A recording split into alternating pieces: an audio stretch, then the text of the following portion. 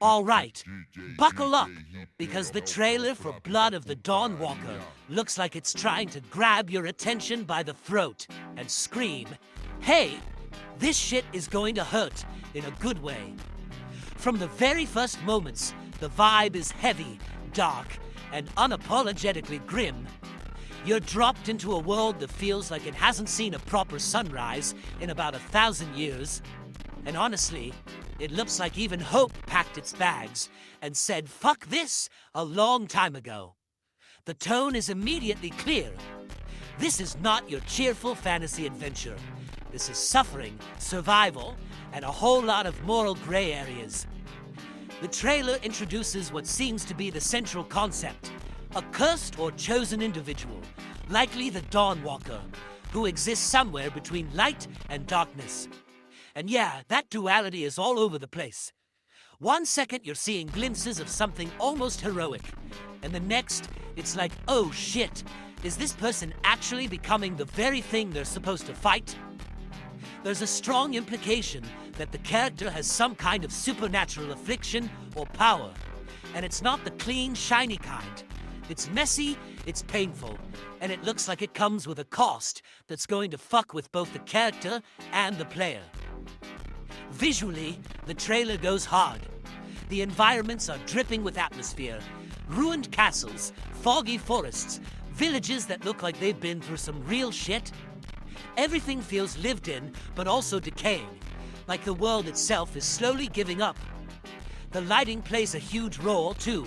There's this constant push and pull between shadow and fate-struggling light, reinforcing that whole dawn theme.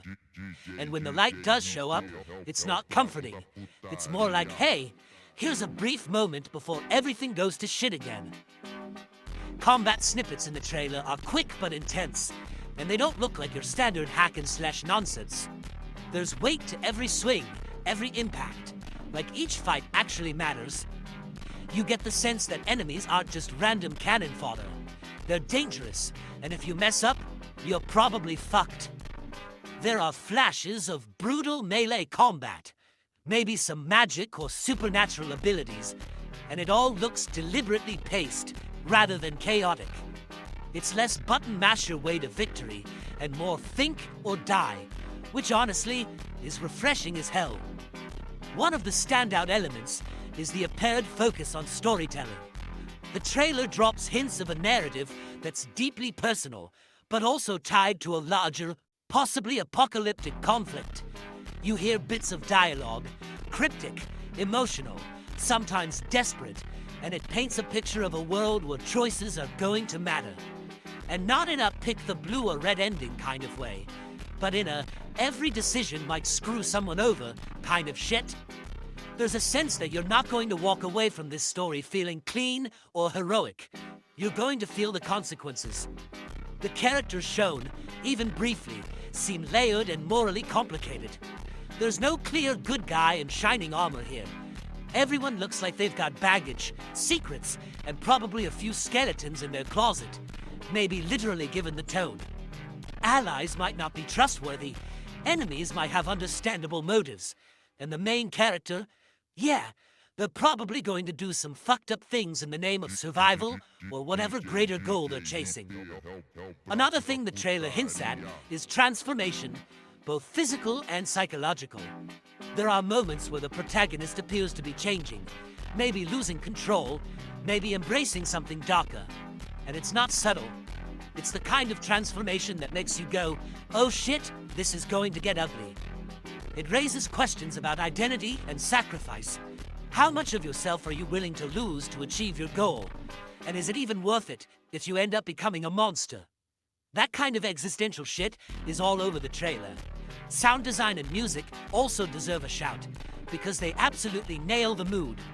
The soundtrack builds slowly, starting with eerie, almost haunting tones, before ramping up into something more intense and foreboding. It's the kind of music that makes you feel like something terrible is about to happen, and then it probably does. The sound effects, from clashing weapons to distant screams, add to that sense of unease. Nothing feels clean or polished. Everything feels raw, like it's been dragged through the mud and then set on fire. There's also a hint that the game might have some kind of day-night or time-based mechanic tied to the Dawn theme. The idea of being stronger or weaker depending on the time of day, or being forced to make decisions based on limited time, could add a layer of tension that's honestly pretty damn exciting. Imagine having to choose between helping someone or pursuing your main objective, because you know once the light hits, everything's going to change. That kind of pressure can make gameplay feel intense as fuck. What really stands out overall is the commitment to tone. The trailer doesn't try to lighten things up or throw in some random humor to make it more accessible. It's like, no, this is dark fantasy, and we're going all in. And that's a risky move, but it works here because it feels authentic. It's not edgy for the sake of being edgy. It's just a world that's genuinely messed up, and the game isn't afraid to show it. By the end of the trailer, you're left with more questions than answers, which is honestly the best kind of trailer. Who exactly is the Dawnwalker? What's the nature of their power? Are they saving the world or dooming it? And how much shit are you going to have to go through to find out? It doesn't spoon-feed you anything, and that mystery is part of what makes it so compelling. So yeah, if the trailer is anything to go by, Blood of the Dawnwalker is shaping up to be a dark, emotionally heavy, and potentially brutal experience. It's the kind of game that looks like it's going to challenge you, not just in terms of gameplay, but in how you think about the choices you make. And if they pull it off, it could be something really special. Or, it could all go to shit. But either way, it's definitely got people paying attention.